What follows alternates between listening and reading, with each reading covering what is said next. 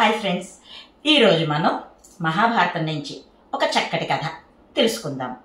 వామదేవుడు ఒక మహర్షి.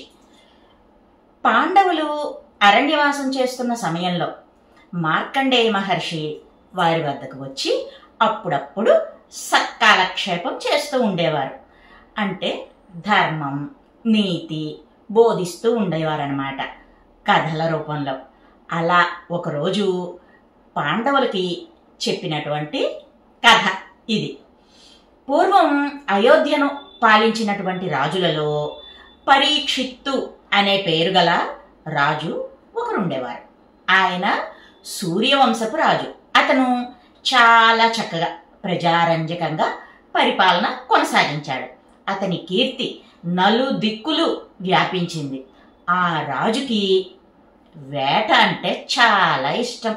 ఒకసారి వేటకు వెళ్ళినప్పుడు అడవిలో చాలా జంతువుల్ని వేటాడాడు.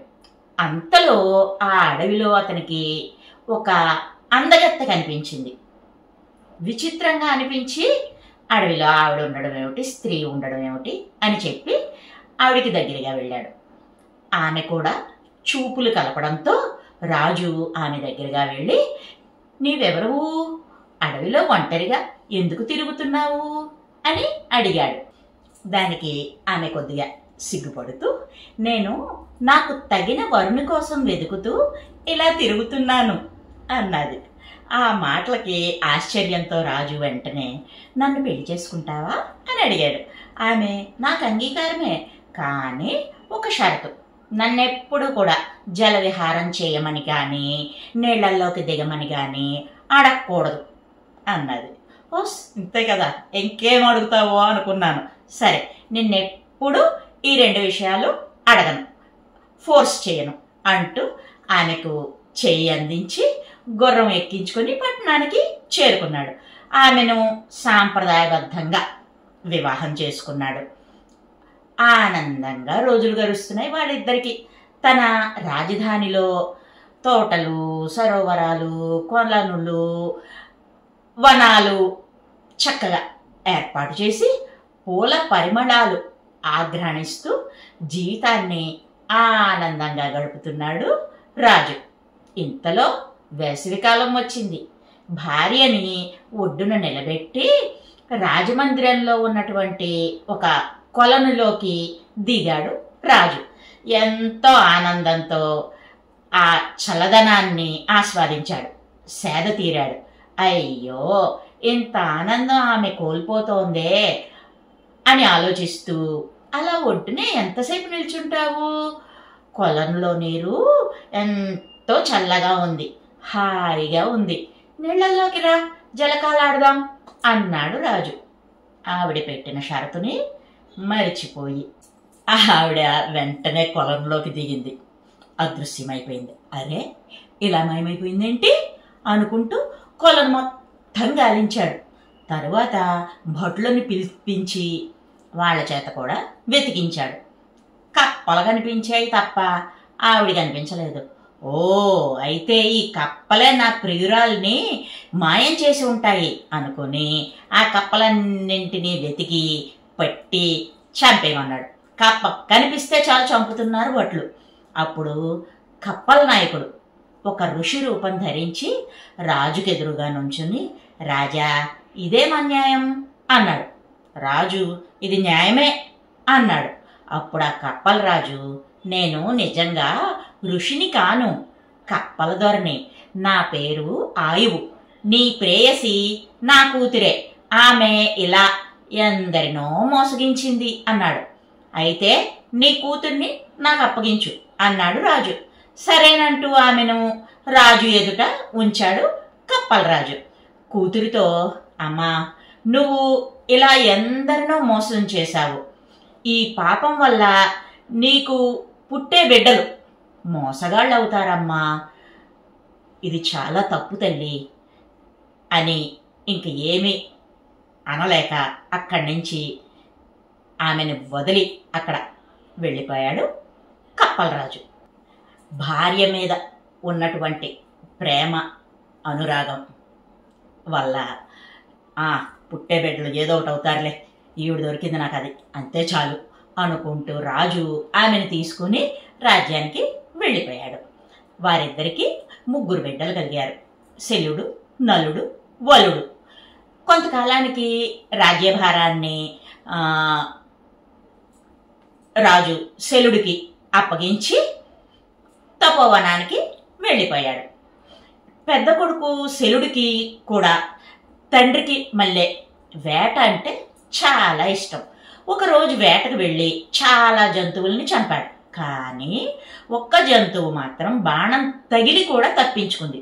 కోపంతో సారథిని రథం త్వరగా పోని అన్నాడు.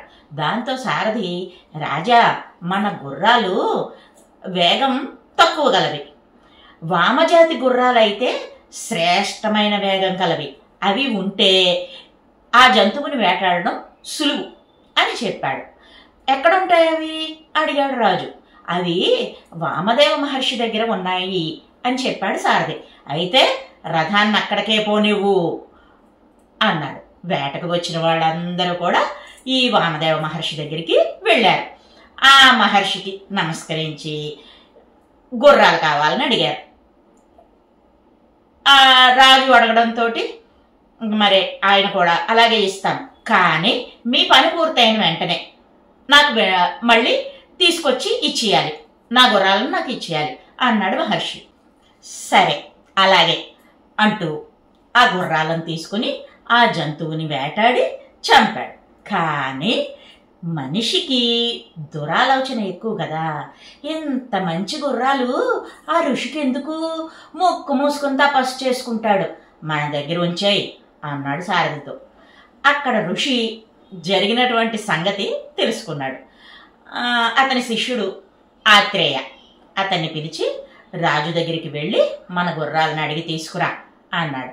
ఆ ఆత్రేయుడు శల్యుడిని చేరి, రాజా, మా గుర్రాలను మీరు తీసుకెళ్ళి 4 రోజులైంది, మీ పని పూర్తయిపోయింది, మా గుర్రాలను మాకు అప్పగిస్తే వెళ్ళిపోతాను అన్నాడు. మీకు గుర్రాలెందుకు, నేను రాజును, అవి నా దగ్గర ఉండడమే ధర్మం, కాబట్టి నేనివ్వను అన్నాడు.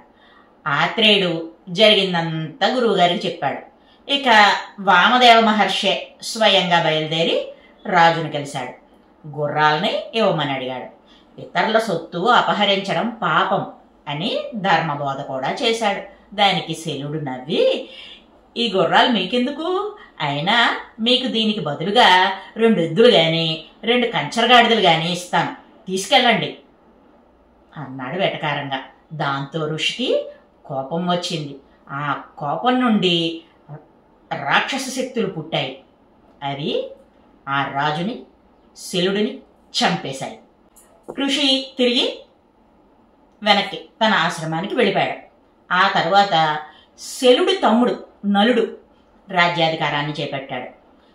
ఋషికి ఆ విషయం తెలిసింది. మళ్ళీ రాజు దగ్గరికి తన శిష్యుడిని పంపాడు. శిష్యుడు గుర్రాలు ఇమ్మనేసరికి నలుడు ఇవ్వనపమ్మన్నాడు. మళ్ళీ వామదేవ ఋషి నలుడి దగ్గరికి వచ్చాడు. గుర్రాలు ఇవ్వమని అడిగాడు. దాంతో నలుడు తన అన్నని చంపినటువంటి ఋషి ఇతనే అని కోపంతో, నిన్ను నా బాణంతో చంపేస్తా అని ముందు కురికాడు. దానికి వామదేవుడు నవ్వి, ఆ బాణం అంతఃపురంలో ఉన్నటువంటి నీ కొడుకునే చంపుతుందిలే అన్నాడు. ఇంతలో రాజపుత్రుని మృతదేహాన్ని మోసుకువచ్చారు భటులు. ఋషివాక్కు అంత పవర్ఫుల్. విషయం తెలుసుకుని కోపంగా ఉన్నటువంటి రాజు తన విల్లు బాణాలు తీయబోయాడు. ఇంకా కోపం తగ్గలేదన్నమాట.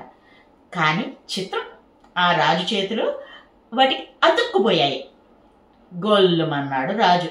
అప్పటికి గాని అతని బుద్ధి సరిగ్గా పని చేయలేదన్నమాట. ఇప్పుడు పనిచేసింది. అయ్యో, నేనెంత అపరాధం చేశాను, బ్రాహ్మణులు ఎంత గొప్పవారు, మహర్షులు ఎంత మహాత్ములు, అన్నీ మర్చిపోయి తప్పుగా ప్రవర్తించాను, నన్ను క్షమించండి అని ఏడుస్తూ కాళ్ళపై పడ్డాడు. మహర్షుల కోపం తాటాకు మీద మంట వంటిది. వెంటనే ఋషి ఆ రాజు చేతులను బాణాల నుంచి విడిపించాడు. అంతేకాదు, పడి ఉన్న అతని బిడ్డ. ఆ బాలునిపై చేయి పెట్టి తాకాడు. మరుక్షణం ఆ బిడ్డ పునరుజ్జీవితుడయ్యాడు. నలుడు మహర్షిని పూజించి ఆ గుర్రాలను మహర్షికి సమర్పించి క్షమాపణ వేడుకున్నాడు. ఋషి కూడా సంతోషించి శాంతచిత్తుడై తన ఆశ్రమానికి వెళ్ళిపోయాడు. ఇదర్రా కథ. ఎప్పుడూ ఎవరికి అత్యాశ దురాశ ఉండకూడదు. అసత్యం వల్ల పాపాలు సంక్రమిస్తాయి, రాజనాశనం జరుగుతుంది, అప్రతిష్ట పొందుతారు. పరుల ధనం ఆశించిన వారికి ఎన్ని కష్టాలు వస్తాయో ఈ కథ మనకి చెబుతోంది. అలా చెప్పి ఈ కథ ముగించాడు మార్కండేయ మహర్షి. సో మనం కూడా మంచి విలువలతో జీవించాలి, ఈ జీవిత సత్యాలను గ్రహించాలి. మరో మంచి వీడియోతో మళ్ళీ మీ ముందుకు వస్తా. By bye friends.